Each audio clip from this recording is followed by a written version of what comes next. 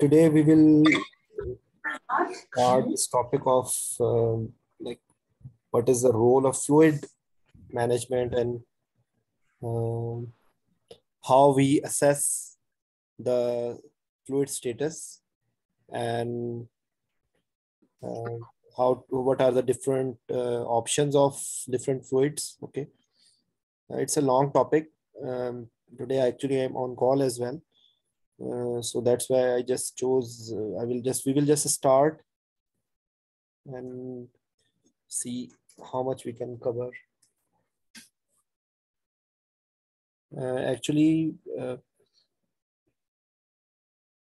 This is one of the topic which you can say that bread and butter of anesthesia, because whatever we are doing, this is of utmost importance that we should be knowing what is the fluid status, because intraoperatively, first of all, we have to pick out how much is the what is the loss, what is the baseline fluid status. Okay, so if someone just answer me, how many compartments of fluid we have.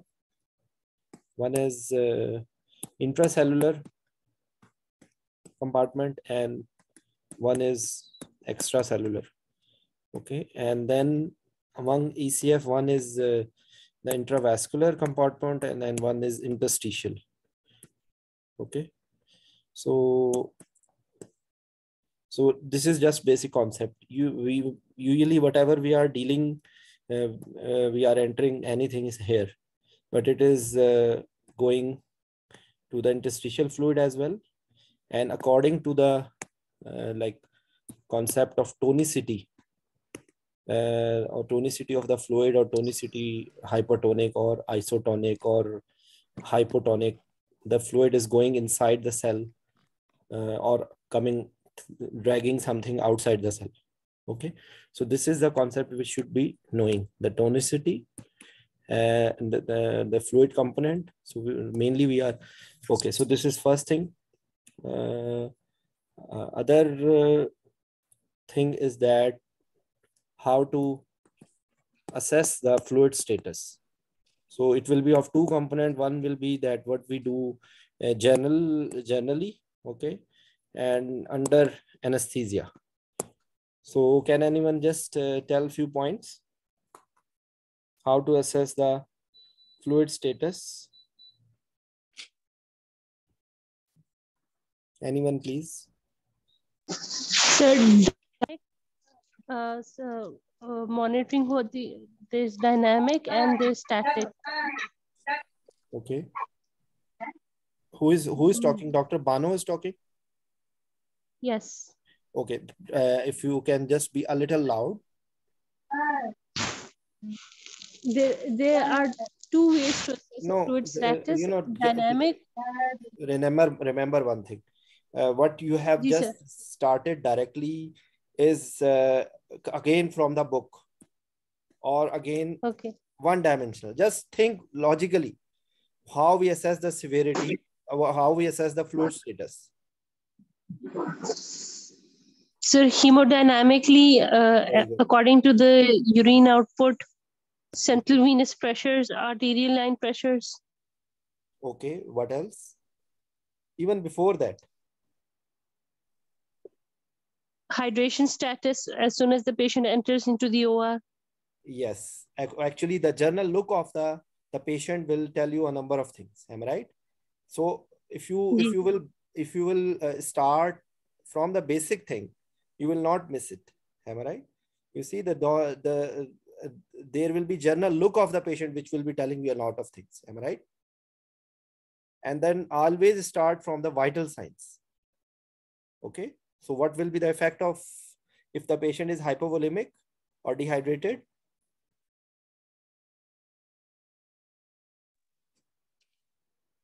Yes. Sir, the patient. Just a second. Dr. Saira, you want to speak out, please? Continue. Who raised the hand? Who wants to speak out?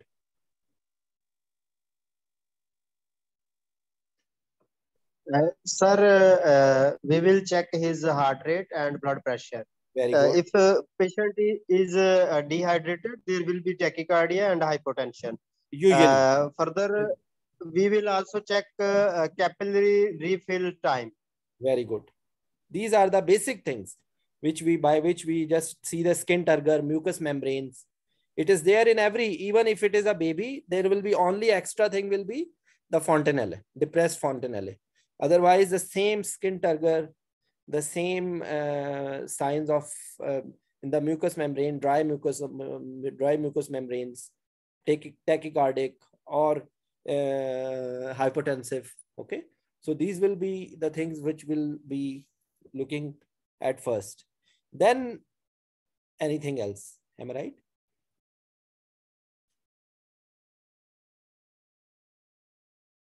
Okay.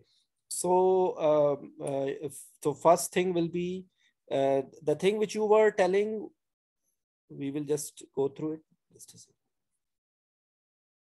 So because that is a frequently asked question in the exam, what are the actually this is for fluid responsiveness. Okay, that we see that what are the parameters to see the optimal volumic status. We in the intraoperative period, yes, we do like that.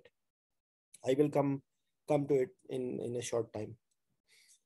Okay, so this is general parameters. Then we are watching some thing under the anesthesia. Okay, so just tell me one thing, under the anesthesia, how to check volume status. That will be these dynamic parameters and static parameters. Okay.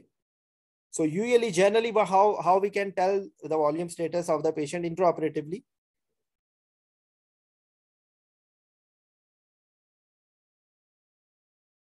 Yes, please.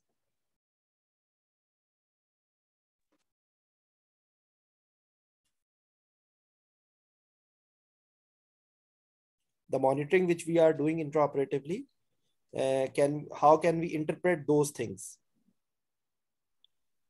Okay, can we start with the measuring blood pressure?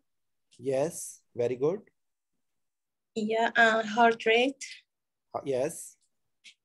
Urine output as well. Very good. Urine output, because all other parameters can like make you because it will be confused. Yes, if someone asks what is the parameter in, like, if you want to see the volume status, of course, if it is a prolonged surgery or you are not worried in normal patients, am I right? If a surgery is a small one, you are not too much worried. So the urine output is the single, like, if you want to see whether your patient is in good status, you will see the urine, if it is coming or not. Otherwise, as you described, hypotension, tachycardia, and the same skin turgor and everything, you can see, they can tell you. Okay, so but I wanted to, and then you, of course, you will go towards the ECG, you will go towards cardiac output monitor, you will go towards arterial blood pressure monitoring, central venous pressure, pressure, because it's central. If we go one by one, different parameters. So if you like you have told CVP, so how can anesthesia can affect CVP? Will it have some effect? If the patient on mechanical ventilation, of course, they will affect. Yes, so positive pressure ventilation will have effect. Yeah, positive. I mean, the beep may reduce the central venous pressure. Then positioning. Yeah, positioning as well. Yeah. Okay, if the patient is head up or head down, and so these will be the things, and then the measuring technique, the transducer. So there are so many things which, for example, patient in lateral position, CVP will not be that much accurate. Okay. Okay. So okay, thank you. So these are the things. And now Dr. Saira, who was telling these dynamic and static parameters, your answer was correct. Okay.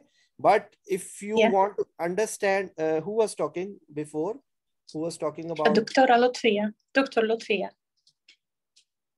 No, before you. Oh, I'm not sure. No problem. That was me, sir. Okay, so now you understand, but I was trying to say you were answering, your answer was not wrong. Your answer was correct. So, but I just wanted to give you a concept. Okay. So this is one thing. Then a few maneuvers we, of course, we will, because in this sitting, I just want to give you a basic concept.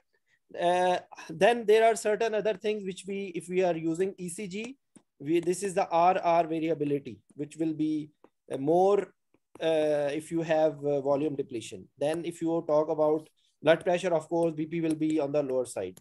Then, for example, intra-arterial blood pressure, there is a concept of this stroke volume variation. Okay, intra-arterial blood pressure and with this cardiac output monitoring. Okay, so what is this stroke volume variation? And there is one pulse pressure variation. Okay, yes.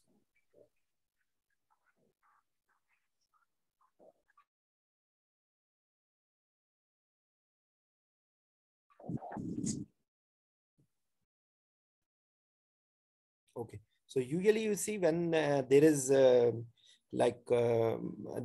stroke, there is change with the respiratory cycle. Okay, when during inspiration, what happens in normal patient, in awake patient? Normally, with inspiration, there is negative increase in negativity inside the intrapleural space. Yes, so there is increased preload. Am I right? So increase preload, so increase stroke volume. So when there will be hypovolemia, this change will be exaggerated. But during mechanical ventilation, this effect is a little less pronounced. Am I right? Mm-hmm. Is it like this? If the patient is having... Sir, I don't understand. Like when patient is having positive pressure ventilation. Yeah. Okay. So is this effect is the same or it is a little bit changed? Because now there is a positive intrathoracic pressure. Normally, when we inspire, there is negative pressure which is generated. Okay. Yeah. Negative pressure which is generated in the thoracic cavity. So the venous, like the pressure against which the heart is receiving the blood is increased.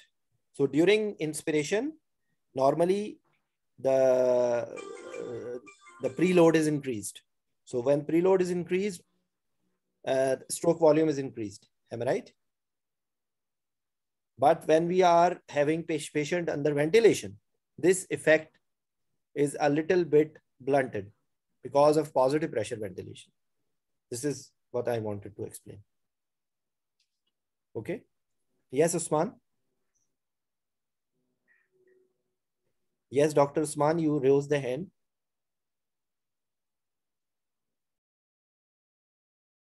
Okay. Yeah, Usman Gul, Dr. Usman Gul. Yes. You want to ask something?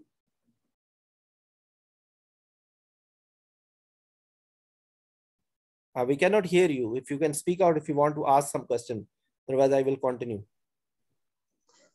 During positive pressure ventilation, intrathoracic pressure increases and venous return decreases.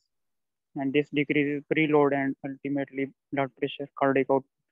Yes, that's what I'm saying, that this effect which occurs physiologically is a little bit blunted when we are doing positive pressure ventilation.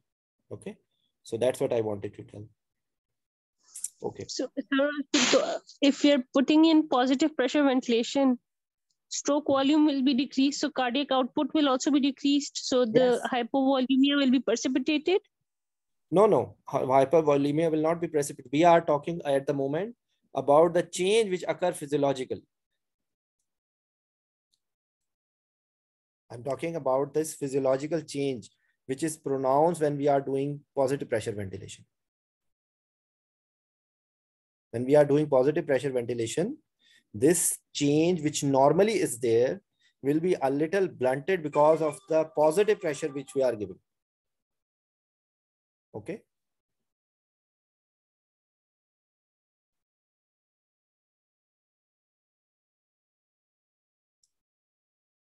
Okay. So actually, these are the different parameters, because when we are measuring this volume status, there are different ways of doing it. We are using this cardiac output monitors. We can do it with the transthoracic echocardiography.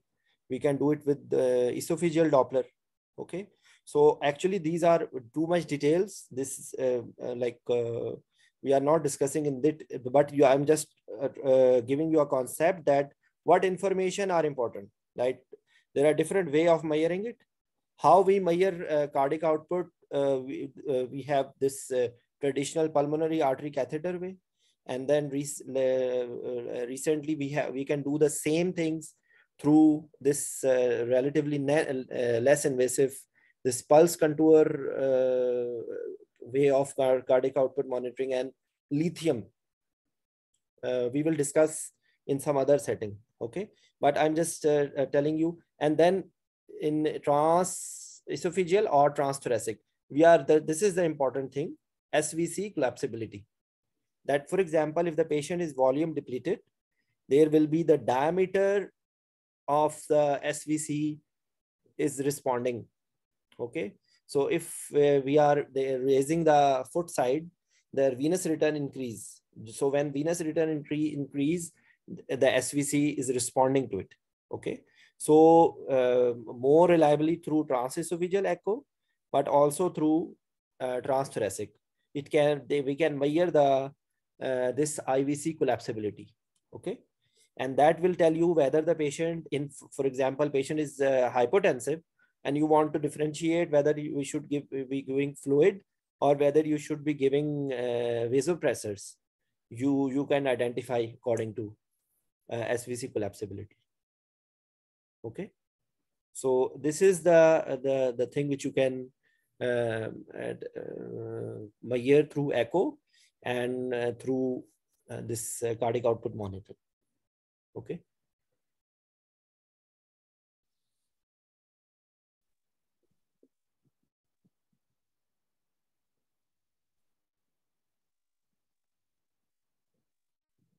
Just a second. Okay, so sir, you have used both words, SVC and IVC. I'm sorry, it is IVC, not SVC. Okay, sir. Okay, it is IVC. Cannot we do just abdominal ultrasound to check IVC? No, it will not be picked because you have to see the inferior vena cava.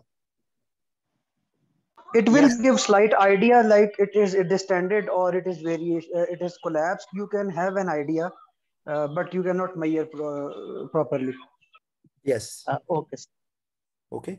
So okay. So now our next portion will be that intraoperatively, if we say that the patient is volume depleted, how to calculate the maintenance fluid. Okay. And how to calculate the deficit, because there are three sort of fluid: maintenance, deficit, and loss. Okay, so we calculate through a formula. It is called as 4-to-1 or Holiday and Cigar formula. Okay, so for example, if the patient is up to 10 kg, it is 4 ml per kg. Okay, for 11 to 20, it is 2 ml per kg. And afterwards, it is ml per kg. So for example, if the patient is 60 kg, just to get an idea. So for first 10 kg, it will be 40. Then next 10 kg, it is 20. And rest of the 40 kg, it is 40. So it becomes 100 ml. That is why we always just say 100 ml. Usually if default, if you forget anything about the weight, or so that will be roughly, you can just with this formula actually we calculate. Okay, this is first thing. So this is maintenance fluid, 100 ml per hour. So when the patient is coming, usually we will assess according to the parameters, according to the clinical features, we will assess how much is the deficit. Okay, so this will be one thing. And NPO, for example, if there is normal patient which is coming NPO. So for example, if it is 10 hours NPO, for example, just I'm making 10 to just make it simple. So it will be 10 into 100. It will be 1000 ml. Okay, this is one thing. And of course, it will be also depending whether during NPO period any IV fluid is going or not. If you are already giving IV fluid, then this deficit will be less. Okay, that's how you will be evaluating the patient. Then this will be 1 liter deficit. Okay, and 100 ml per hour is maintenance. Then there are certain other things which you have to calculate. It is insensible loss, which is through respiration, and this one evaporative sweating. Okay, evaporative loss. This will be depending on different. If usually we have this dry gases, so this respiratory loss is relatively more, but usually around 1 to 3 ml per kg per hour. Okay, and then there is third spacing. Okay, third spacing, it will be depending on the surgery we are undergoing. If, for example, if we have laparotomy or thoracotomy, so the third spacing loss will be maximum. It will be around 5 to 8 ml per kg per hour. If it is like superficial surgery, it will be 1 to 2. You will find different wording, but it is mild, moderate, and severe. So you will take either 1 to 2, 3 to 5, and 5 to 8, roughly ml per kg per hour. So now if you will, like if it is 2 hour surgery, usually you will give the deficit in divided, like as we calculate 1 liter deficit. So 500 ml you will give in first hour and 500 ml in second hour. This is one thing. So in the first hour, the calculation will be 500 ml deficit plus 100 ml maintenance, plus if you say, for example, 1 to 2 ml per kg. So you will roughly make 100 ml. This will be deficit.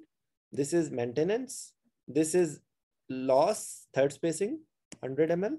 And if it is laparotomy, for example, so if you take around 5 ml per kg, so it will be around 300. So this will be depending 1 to 200, 200. So total, I put it 100 just to make a rough idea that usually in adult patient, 1 liter to be given as fluid. This is 500 ml, 100 ml, 100 ml, 300 ml. So roughly at least 1 liter in first hour, and then again 1 liter in second hour. So that's how you calculate fluid. And then losses, for example, if there is some drain and there is isotonic fluid, so you can replace it with isotonic fluid, plus urine output. Whatever urine output is coming, you will also add it in the replacement. Okay, and then blood loss. Okay, blood loss, you have to calculate in a way that you will calculate the allowable blood loss. Allowable blood loss, that will be according to, for example, if you have initial hemoglobin of 15 and you can allow up to 10, for example. Okay, so and then divided by 15, multiply by, so it will be 5 by 15 multiplied by 3. Actually, I cannot recall the formula exactly. Practically, we forget these things, but we have to calculate the blood volume. So it will be, for example, 70. Allowable blood loss is calculated according to the hematocrit. Hematocrit initial minus hematocrit final, yes, divided by hematocrit initial, or or estimated average. blood volume के हिसाब से. Yes, actually, You can also Actually, practically, it becomes almost the same if you calculate with hemoglobin or if you calculate by hematocrit. Okay, but you will calculate the blood volume. So, for example, around for 70 kg, around 5 liter of blood volume. Okay, so then as you told that, for example, it was 45 initial and then minus 30, and then some people say it's average. Yes, Usman? Yes, average. Yes, sir. In some books it's written average. So 45 plus 30 divided by 75 divided by 30. So it actually, these are different. This is rough idea. Okay. So this just give you a rough idea. So if it is, for example, 5,000 ml of blood volume, and you just calculate by like 5 by 15, actually you will get answer again around 1 liter usually. Again, I'm just making your life easy. If in a normal patient, up to 1 liter blood loss, you can compensate through colloids or crystalloids. So whatever allowable blood loss comes, you can replace it 1:1 ratio with colloid, or 1:3 or 4 ratio by crystalloids. Okay, so if, for example, if you have 1 liter of allowable blood loss or 1 liter of blood loss, you will replace it around 1 liter of colloid. Colloid, you can use albumin 5%, or you can use this gelafendin or hesterol, whatever you want. Okay. So colloid will be 1:1, and crystalloid, either you are using normal saline or you are using Ringer lactate. Okay, or you are using plasma light. So the rule is generally rule is that for replacement fluid usually can be normal saline or Ringer lactate, and in the maintenance you can give 5% if you want to give. If there is no other clinical situation, you can give dextrose saline, especially if it is pediatric patient. But even in adults, you can give it, or you can give maintenance also with Ringer lactate. So because Ringer lactate or plasma light, we will just I will show you the compositions of different solutions. But this is how generally you calculate. Okay, so you calculate the allowable blood loss, you calculate the maintenance fluid, you calculate the dehydration status or deficit, and then you usually divide it. Of course, in certain patients, you will be using different parameters. That's the concept of goal-directed fluid therapy. Okay, that you create certain goals of blood pressure, of heart rate, of urine output. Okay, and then gradually you try to achieve them. You don't give fluid immediately. Similarly, an important thing is the concept of which we use for pre-loading and co-loading. Okay, because everyone is doing it for regional anesthesia, this central axial block. Okay, so do you know about this co-loading and pre-loading? What is difference between co-loading and pre-loading? Anyone? So in preload, we give fluid before spinal, and in co-load, we give fluids while administrating spinal. How much? How much? I think I think quantity is the same one. I think so. How much? Like 20 ml per kg? Yes, for an adult of 75 kg, it's 1 liter to 1.5 liter. Okay, so this is and another thing that you said before surgery. So before surgery, what do you mean by before surgery? Before spinal, sir. 10 hours before, or 1 hour before, or 3 hours before? Sir, half an hour before spinal. 1 hour or half an hour. Within, like, because after 1 hour, yeah, because yes, after 30 minutes, the crystalloid, it will no longer be in circulation. Yes, and the very simple rule to check it out, how much before. If you drink 1 liter of if you drink 3 to 4 glasses of water, after within 1 hour you will be in bathroom. Okay, so if it is through oral route you are able to pee in that time, if the IV will be even faster. Am I right? Because that time in absorption and that thing is also gone.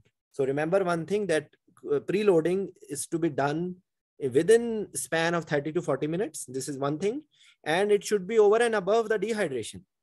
If the patient is already dehydrated, then it is not preloading. That's why recently there is the better way is to do co-loading. Okay, that simultaneously you should have, and this is also advice to all my juniors. Remember one thing, never give spinal without 2 IV lines unless emergency. This is one rule. And if you see that IV lines are good, okay, no problem. You can start the case and you can take another IV line. But if you see a very obese patient, so please, my suggestion, unless there is emergency, never start without 2 IV lines. This is actually practical tip. Because what happens that usually if a patient is awake, a patient can move the hand anytime. Okay, so 1 IV line can come out anytime. Don't trust. It is difficult that you manage to pull out 2 IV lines simultaneously, but 1 IV line can come anytime. So my suggestion is that you should take 2 IV lines, especially if you doubt that IV line may be difficult. So this is another thing. And co-loading concept is a better one, and people use it. Of course, there will be use of vasopressor to support it, but the basic thing will be like that. Okay, so this is one important thing about fluid management. And my suggestion to juniors, always just try to calculate fluid requirement, as I told you. So you will first step will be to calculate the maintenance according to the Holiday and Sikar formula. Then you will assess the dehydration or deficit, and then you will be looking at the ongoing losses. Okay, and then you will understand that how much you should be. So try to figure out for few patients you calculate it, and then you will never forget it. Okay, third spacing and any drains or blood loss. You say I'm just giving a revision to what I told, blood loss.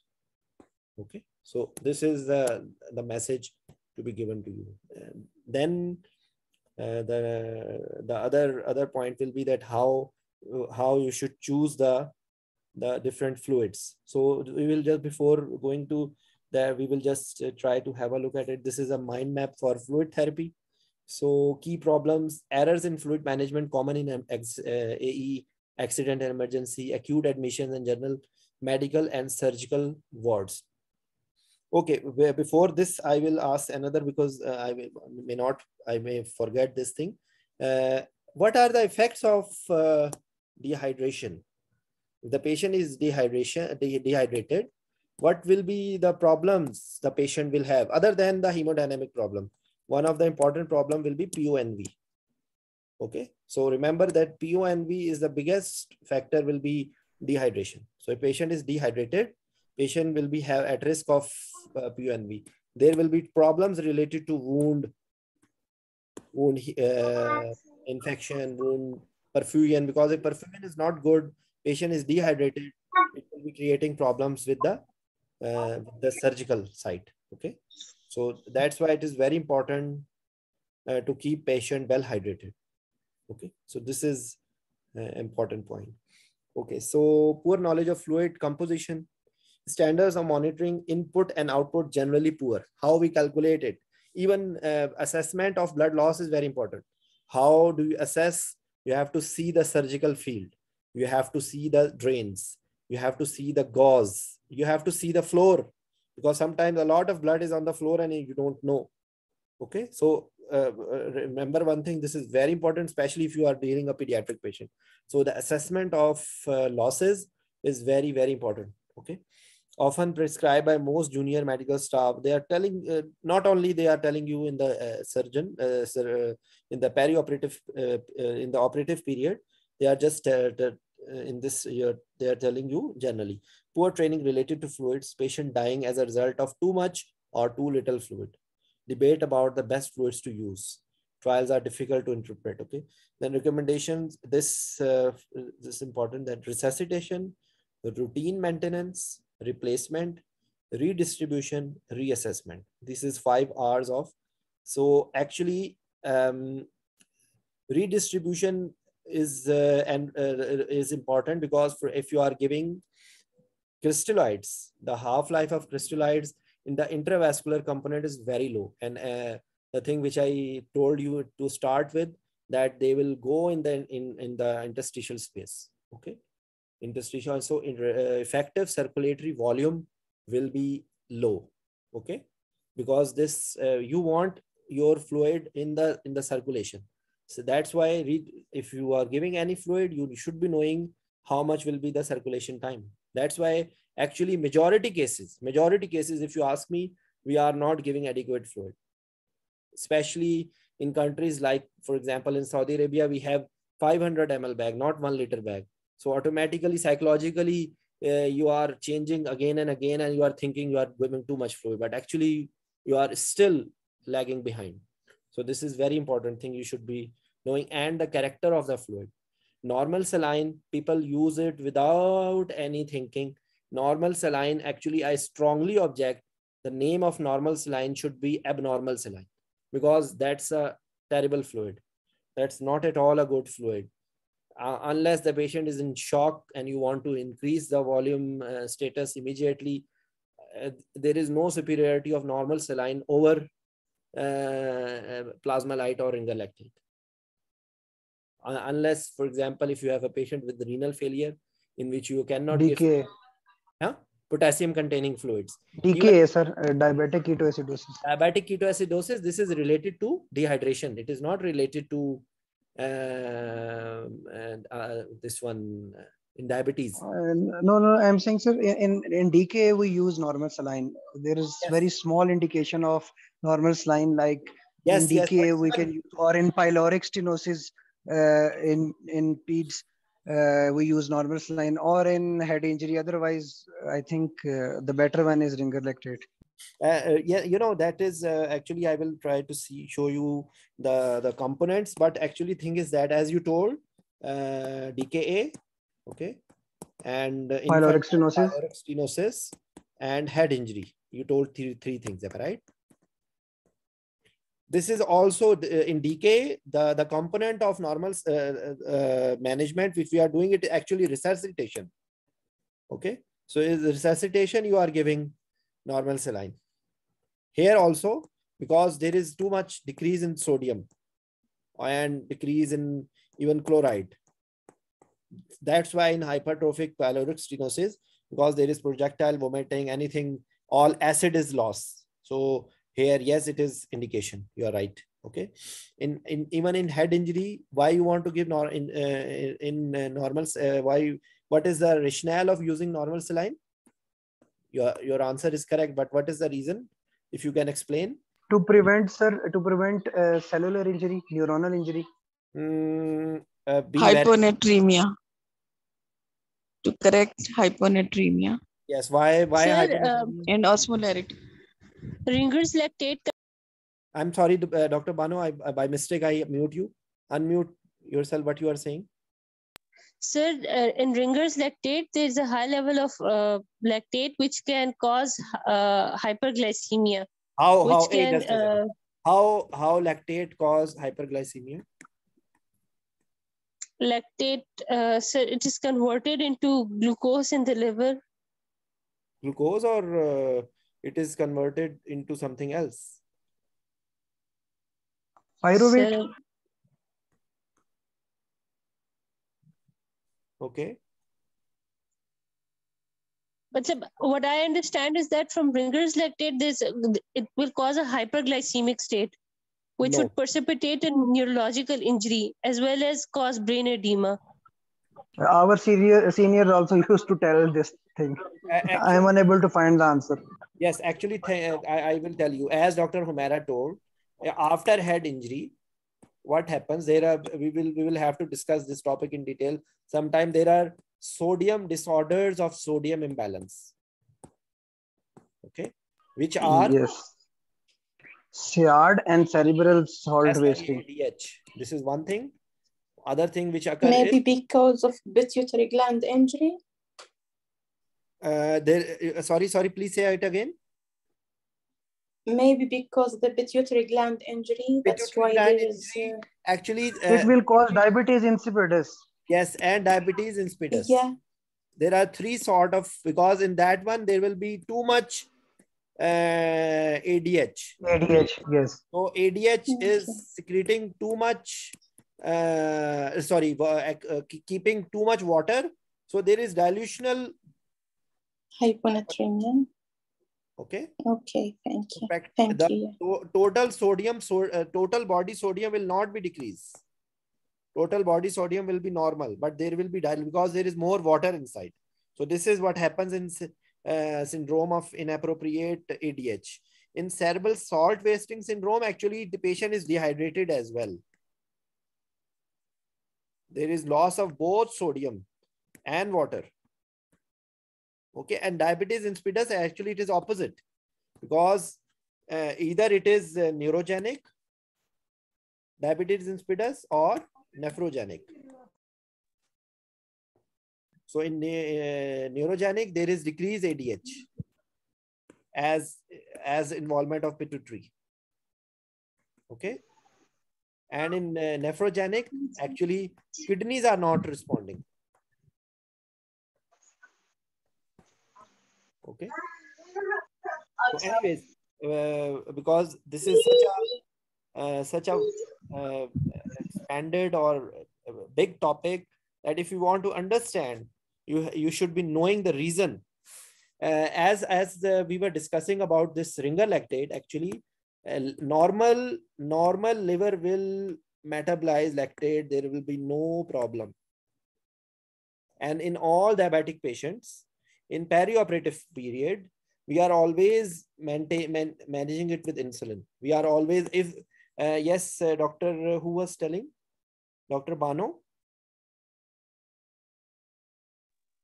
G? Yes, you were saying, so let me explain to you. Is there any diabetic patient for a major surgery in which you are not using insulin? G. You are always doing giving insulin, and you are always monitoring it 30 to 60 minutes. Okay, you insulin maybe you are using it by whatever way. So in normal patient, if the patient liver is fine, lactate will not cause any problem. Otherwise, other way around, what actually happened with normal saline, the abnormal, I label it abnormal saline. Okay, there is how much chloride it is in normal saline? This I think 159. 154. 154. And sodium is also 154. Okay, so in our body it is around 100 to 105, like that, chloride. So in the patient, another problem in the diabetic patient is acidosis, especially if the patient is going in diabetic ketoacidosis. Okay, so there is acid, definitely there is, and whenever there is dehydration, diabetic patients have chances of osmotic diuresic. Am I right? Whenever there is high glycemic level, so actually this chloride combines with, so it is producing more acid. So this is an acidic solution. It is not at all a nice fluid, believe me, unless indicated in certain conditions. Even diabetic patients, the choice, because plasma light is not available in every hospital, on every place. Plasma light is the best. So your answer will be, your query will be solved. plasma-lyte does not have lactate. Okay, and actually there is Hartmann Ringer solution available in some parts of world without lactate. But actually, just another thing, Dr. Banu, just tell me, does diabetic patient need glucose or not?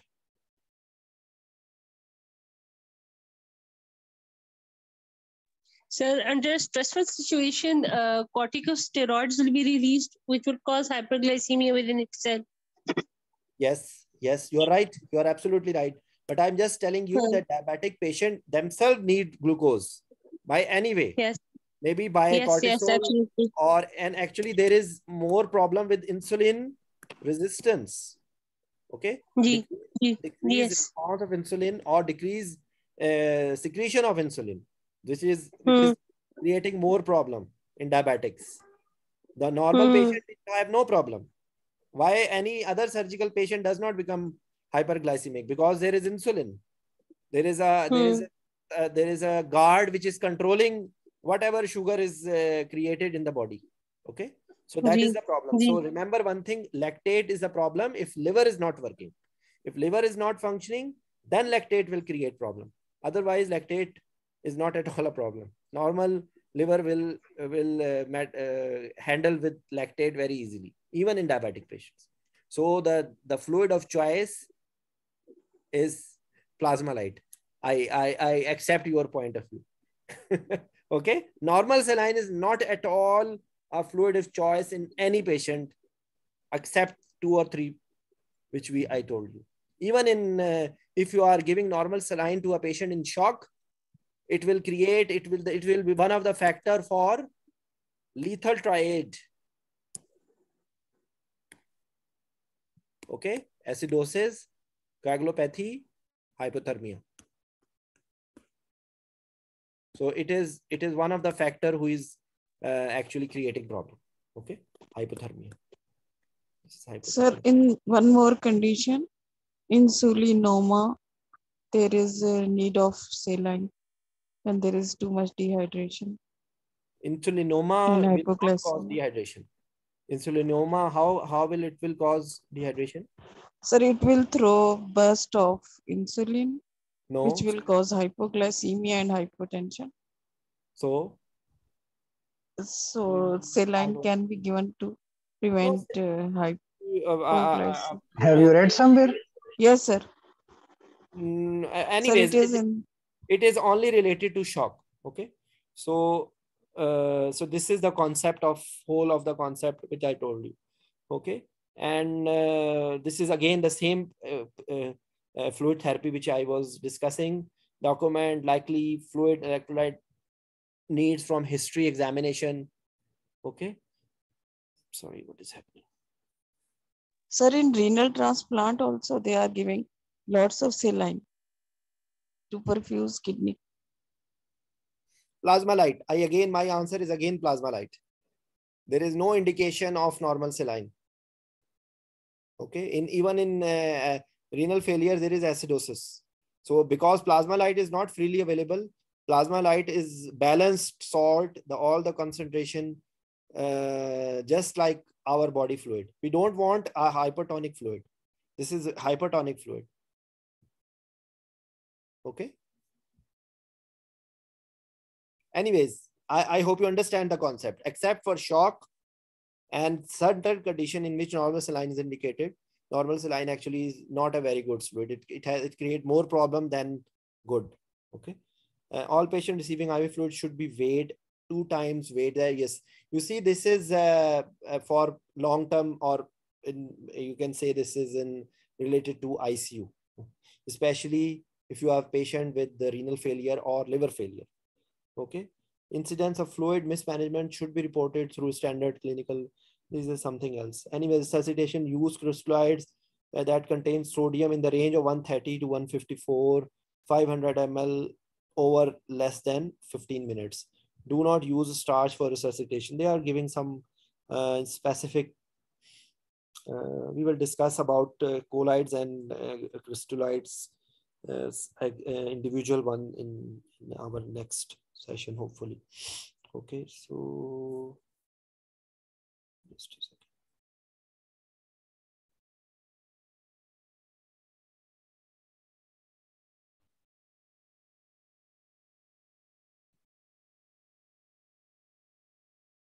What is Gifta soap? You will be surprised. What do anyone knows about it? Gifta soap. Have you heard of it? Usman, you know about it? Gifta, what, sir? Gifta soap.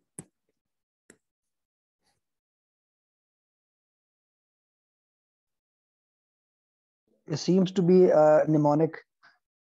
Yes, it is a mnemonic. It is guidelines for intravenous fluid therapy for adult surgical patients. Okay, they have made a guideline about it, and Dr. Humera, remember one thing. Sometimes some things are what we use in our national language, ghalatul aam, common, that the thing which has become so commonly wrong that it has become a second nature. So when that's why one of them was that in our maybe few decades before, they used to give this so-called, which we still use, speed solution. Okay. And then after many years, they came to know, after killing a number of babies, they come to know that it's a terrible solution. Okay. So similarly, maybe after some time, maybe someone will write it as abnormal saline. Or write it. I don't use it, sir, because my many children went into hyperglycemic state with delayed awakening, so I stopped it. Yes. No, it should not be used. It is a terrible solution. Believe me, it's a terrible solution. Okay. You see, the first recommendation which is coming from this Gifta soap is, because of risk of inducing hyperchloremic acidosis in routine practice, when crystalloid resuscitation replacement is indicated, balanced salt solution, Ringer lactate, or Hartmann solution should replace. They are very wise. They are very nice people. They are not writing it as normal saline. They are writing it at 0.9% normal saline, except in case of hypochloremia. Okay. For example, from vomiting or gastric drainage. This is the first recommendation. If you want to read this document, you have to read about the recommendation. You don't need to read each and every line. Number 2 recommendation. Solutions such as 4%, 0.18% dextrose saline or 5% dextrose are important sources of free water for maintenance, but should be used with caution, as excessive amounts may cause dangerous hyponatremia, especially in children and the elderly. These solutions are not appropriate for resuscitation or replacement therapy except in condition of significant free water deficit, as in diabetes insipidus. And I will add to this thing is the patients in ICU who are receiving a very high concentration of sodium by some ways. This is one thing. Then they are receiving soda bicarb, which is creating sodium hypernatremia. So in those patients, they can give free water even through the NG, or they are using this hyponatremic fluids to counteract it. Otherwise, there is no indication for using these solutions, even 5%. No indication. Even if you want to give some sugar, you can give 5% dextrose saline rather than pure 5%. Why? What is the problem with 5% dextrose? Anyone? Yes, sir. It causes RBC destruction. Hypotonic. It is hypotonic. Okay. And it is osmotic diuretic. It will cause further dehydration. Okay. So 5% dextrose is not at all a good fluid unless there is certain indication. Okay. Okay. Pre-operative fluid management in patients without disorder of gastric emptying undergoing elective surgery.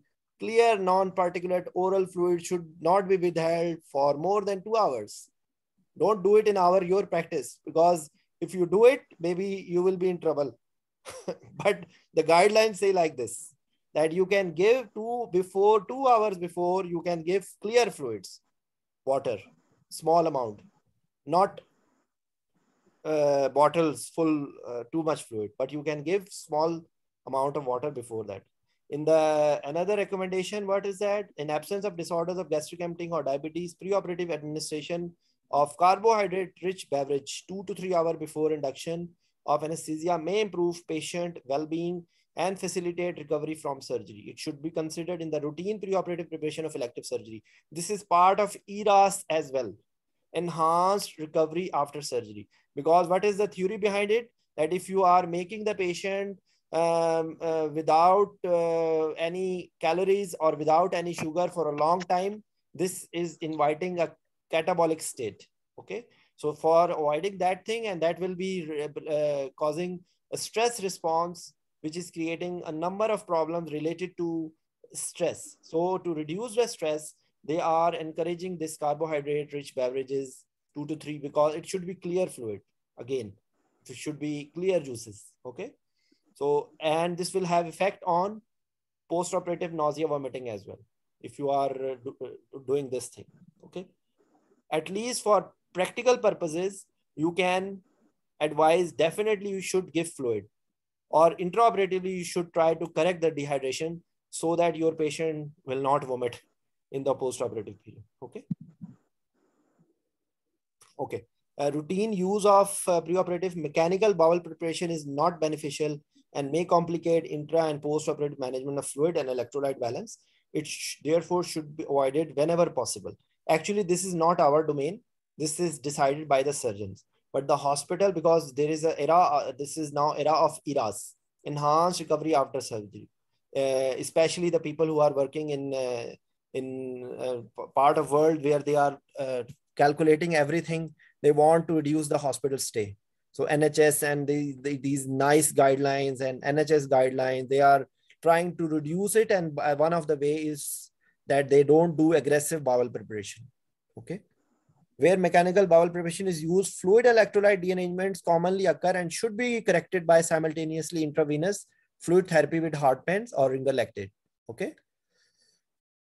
This is the same thing. Excessive losses from gastric aspiration, vomiting should be treated preoperatively with an appropriate crystallite solution, which includes an appropriate potassium supplement. Hypochloremia is an indication for the use of 0.9% saline with sufficient additions of potassium and care not to produce sodium overload. Okay. Losses from diarrhea, ileostomy, small bowel fistula should be replaced volume for volume with Hartmann's or ringer lactate. Saline depletion, for example, due to excessive diuretic exposure. When we are giving intraoperatively, if you are using mannitol or furosemide, then it can also create problem. Okay. 9. In high-risk surgical patients, preoperative treatment with IV fluids and inotrope should be aimed at achieving predetermined goals for cardiac output and oxygen delivery, as this may improve survival. This is the same thing which they are using it for sepsis. Same, or it's the same thing. Fluid, then vasopressor, then inotrope, according to, and the answer is goal-directed fluid therapy. You are creating some goals and you are trying to achieve it. Their goals will be mean arterial pressure. The goals will be the same, lactate levels or mixed venous oxygen, or now because mixed venous is now getting obsolete, so the central venous oxygen saturation. Okay. Central venous oxygen saturation will be a little higher or lower than mixed venous. Any junior, please. Central venous oxygen will be? Yes, central higher venous or oxygen. lower in? Usually, is it the value is higher or lower? Then in what conditions? No. I repeat, I have not asked in a correct way. How much is difference usually between mixed venous oxygen saturation and central venous oxygen saturation? Central and mixed venous. Higher. And what is the difference? Central is having less. Central is less. No. Mixed venous is less. Because, Usman, mixed venous is also receiving the venous drainage of the heart. So it is drainage of the oxygen extraction is too much in heart. Am I right? So the venous blood coming has low oxygen as compared to rest part of the body. Okay. So when we are taking mixed venous oxygen saturation, that's why it is lower than this one, central venous, because central venous is, we are taking with, of course, we are taking with, for example, IJ or subclavian. So that is from the upper half of the body. Okay. So because the oxygen extraction is maximum in the heart. So the venous blood coming from the heart is very, very less oxygenated. Okay. You understand? Sir, I don't understand. I don't understand. Okay. Just tell me one thing. From where we take the sample of mixed venous oxygen? Mixed venous oxygen saturation. We take it from where? From Yes, the doctor. periphery. No. We are taking it from pulmonary artery catheter. Achha. Okay. Pulmonary artery catheter, we are taking mixed venous oxygen saturation through pulmonary artery catheter. And that is after right ventricle. Okay. So that sample actually has the most accurate, if you want to see the oxygen utilization in the body, you do exactly the reflection is mixed venous oxygen saturation. If the patient is not using properly oxygen, so mixed venous oxygen saturation will be more. Okay. So this happens in as happens in sepsis, advanced sepsis. Okay. So that is the concept. And when we are taking sample from central venous line, we don't put it inside from the right atrium to right ventricle to pulmonary artery. We are not advancing it there. Okay. So pulmonary artery catheter, because it is wedged or it is placed inside the pulmonary artery. So the sample which we are taking is exact. And there also, there are certain other utilities which for which pulmonary artery catheter was used. Now it is finished. Almost there is no indication in modern anesthesia care of, maybe this word will be debated by a number of people, because traditional people still they are using pulmonary artery catheter, but the usage of pulmonary artery catheter is finished with the era of transesophageal echo, because with transesophageal echo you can measure the cardiac output, you can have the temperature, you can have and it will more accurately tell the condition of the heart, because pulmonary artery catheter reading will not be very accurate in valvular heart diseases. It will be affected. So now, because what is the role of pulmonary artery occlusion pressure?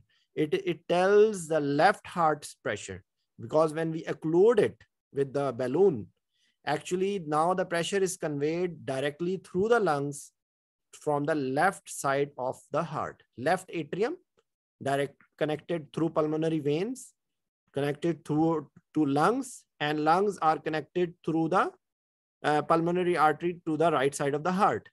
So when we occlude it, any sensor inside the lumen will be reflecting directly, and we are thinking that there is low resistance, there is no distraction.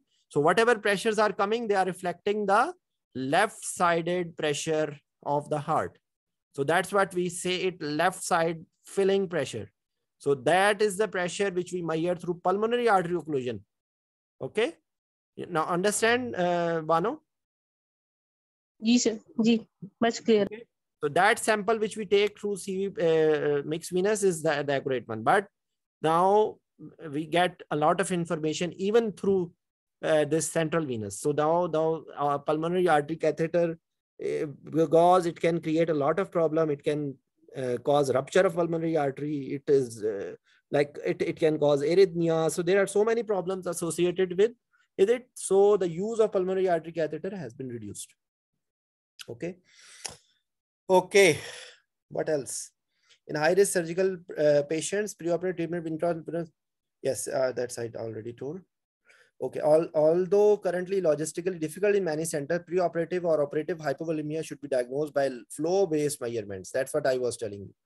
The clinical context should be taken into account, as this will provide an important indication of whether hypovolemia is possible or likely. When direct flow measurements are not possible, hypovolemia will be diagnosed clinically on the basis of pulse, peripheral perfusion, capillary refill, venous pressure, or GCS, of course, together with acid base and lactate measurements. A low urine output can be misleading and needs to be interpreted in context of patient's cardiovascular parameter above. You understand? If, for example, blood pressure is so low, then volume status will not be able to assess. Maybe patient is overloaded, but urine out is not coming because perfusion is not there. So in that case, urine output will not be reliable. Am I right? You understand? You understand this context, that we take clinical parameters. Even, you know, if you want to see whether your patient is hypovolemic, requires fluid, you just do the foot side up. If you have arterial line and you take the blood, you are seeing the blood pressure waveform, and now you raise the foot side up, and now you see the blood pressure is slightly improved. It means your patient is volume depleted. You need to give fluid. Similarly, that as I told before, the vena cava compression, when the same thing you are identified through the transesophageal or transthoracic echo.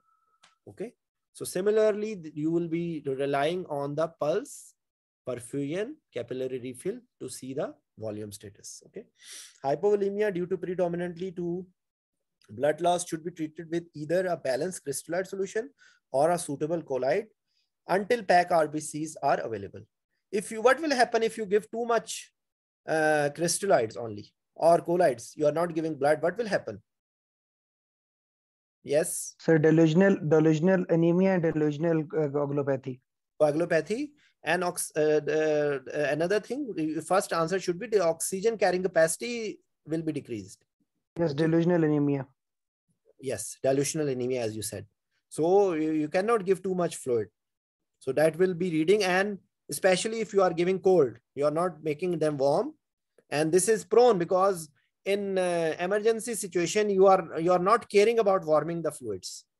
You are just worried to give as much fluid as possible through the infuser bags, through the syringes. You are just trying, even if, for example, you happen to take a CVP, now you are giving direct fluid, cold fluid. So that is creating a lethal triad, which is comprising of hypothermia, coagulopathy, and acidosis. So you are adding more injury. So that is the concept, that you have to give blood if it is indicated. Okay. Hypovolemia due to severe inflammation such as infection, peritonitis, pancreatitis, or burn should be treated with either a suitable colloid or a balanced crystalloid. In either clinical scenario, care must be taken to administer sufficient balanced crystalloid and colloid to normalize hemodynamic parameters and minimize overload. You should not give overfluid, and that you can identify with the echo, use of cardiac output monitors. Okay. The ability of critically ill patients to excrete excess sodium and water is compromised. Okay, placing them at risk of severe interstitial edema. The ability of critically ill patients to excrete excess sodium and water is compromised. So they will cause edema. And practical example, I will give you another, because it's relevant to tell you that whenever you are managing a case with laparotomy, initially, before they open, you should give adequate fluid. Rather, you should give it, otherwise your patient will collapse. You have a patient with ascites, or if there is free fluid, not specifically ascites, if you have a patient with intestinal obstruction with free fluid, when they open the abdomen, patient suddenly goes in hypotension. So to counteract and the dehydration because of the vomiting, diarrhea, whatever is happening before that, not diarrhea, vomiting because of intestinal obstruction, initially you should give fluid. But for example, if they happen to reach to the state when they are doing the anastomosis, you should not give too much fluid at that time, because if you give too much fluid at that time, it will cause the gut edema. and edematous gut will result in leak of anastomosis. So maybe even surgeons will not be aware, but you should be taking care of it because they don't care even if you are giving fluid or don't give fluid. But you should be looking at when they are doing the anastomosis, few of the things before. Some people will not use nitrous oxide at all. There is no problem in giving nitrous oxide till that time. But at that time, you should stop nitrous oxide. You should not give too much fluid. So that's an important point. This just came into my mind while you are managing the fluid replacement in these patients. Okay. I hope that you are getting some benefit. This topic is not written in any one book, whatever I am telling you. So if you understand, this will help you a lot. Zunaira, today you are silent. Tayyab, you are not answering any question. You should be answering all questions now. Okay. The administration of large volume colloid without sufficient free water may precipitate a hyperoncotic state. This is something new for me. Hyperoncotic state. If you are giving too much colloids like albumin.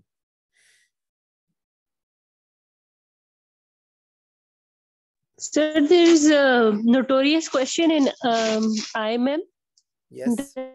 That there has been NG aspirate, and what should be the fluid to replace? Should it be Ringer's lactate or normal saline? What should be done? Normal saline, I think. Why normal saline, Usman? Because the stomach contents is having chloride and too much acid is also released. So I think it's just the same as scenario of vomiting. Actually, it will depend on, is it they are giving some scenario of some disease as well? Yes, who asked? So they just mentioned NG aspirate, that's it. NG aspirate. They're not mentioning is it biliary content, is it gastric content, nothing of that sort. Obviously, it's NJ or NG. It's NG, so I think it will be having stomach content. If it's NJ, then I think biliary content we can expect. No, but actually, Usman, the only point is in that one is that gastric secretions purely and biliary, these will have a little bit different effect. Okay, so if Yes. for example biliary content is also there, then definitely answer should be Ringer lactate. But in that scenario, normal saline may be the best answer. But remember one thing: is there potassium in the gastric fluid or no?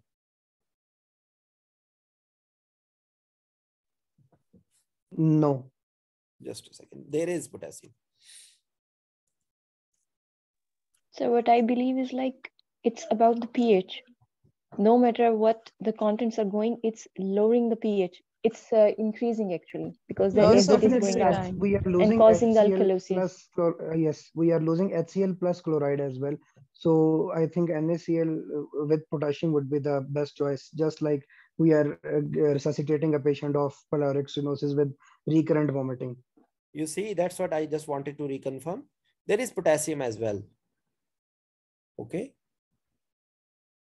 There is high. Yes, but mainly, sir, hypokalemia occurs in diarrhea, not in vomiting. So Dr. Mano, I think the answer should be normal saline. Okay. The answer should be normal saline. But remember one thing. If you want to understand, if you you will get this answer and you can write it in the exam and you will pass. But if you want to understand, please have a look on this page. You should be knowing how much is the saliva production. Actually, this is the concept what happens in intestinal obstruction. Because in intestinal obstruction, there is hell problem going on. Okay.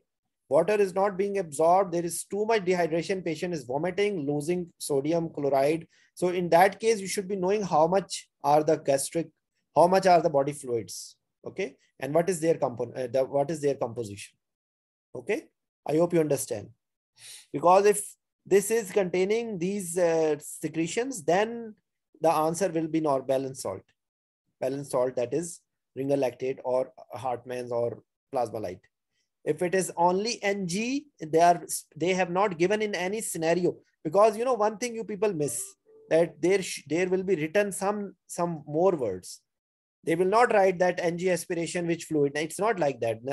They don't make question like this. They will give you some scenario which people forget. The recall questions will have only either part of the body. Either it will be head, or it will be trunk, or it will be lower limb. So it is very difficult to make the concept. So trust your knowledge more than anything else. You understand the question, then you will not miss in the exam. I guarantee you. Okay. Believe me, with the people who from Pakistan, remember one thing. I am not downloaded from internet. I am a human being. I am an original person. You are not talking to a computer. I have passed through FCPS part 1. I have passed through intermediate module. I have passed through FCPS part 2. I failed multiple times in part 2. So I know everything. Believe me. I know that the MCQs, why you people are suffering. Because that time we used to have one paper written, one paper MCQs. So there was no shortcut. We have to study everything. But now, unfortunately, I don't know who gave this brilliant idea of making 100% MCQs. This is a disaster in countries like Pakistan, because our people have mentality to find shortcuts. So my request, humble request, online request to you, all of you, please don't try to cram the answers being given to you as a holy book by your seniors. This is confirmed IMM question. This is confirmed. CPSP key is written like that. Who the hell create this CPSP key? Now, Bano, just correct me. Do you get this answers? This is written in CPSP key. So did you ask people who make this CPSP key? Actually, the people who pass, and who shows that CPSP key? Yes. No administrator of CPSP will be sending the MCQ keys. Remember, I guarantee you. Okay. So never trust their so-called key. Try to, the take-home message from those MCQs is that you understand that topic very well.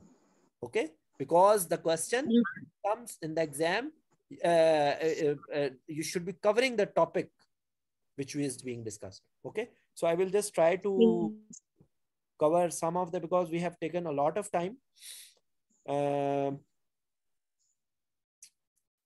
I think we should, because I did not see the watch. It's been quite a lot of time. It's quite late. Okay. So we will continue from here. I hope you will understand. We will continue from the point which where we left today. So any question before we finish? The summary is that you should be evaluating the level of dehydration or deficit, and then you will calculate accordingly. And there are certain guidelines of using certain fluids over certain fluids. Okay. So thank you, all of you, all my international people who have joined. It's been an honor for me. Thanks a lot. Any question you can ask me anytime on WhatsApp. You all are welcome. Okay. Thank you very much. Bye-bye.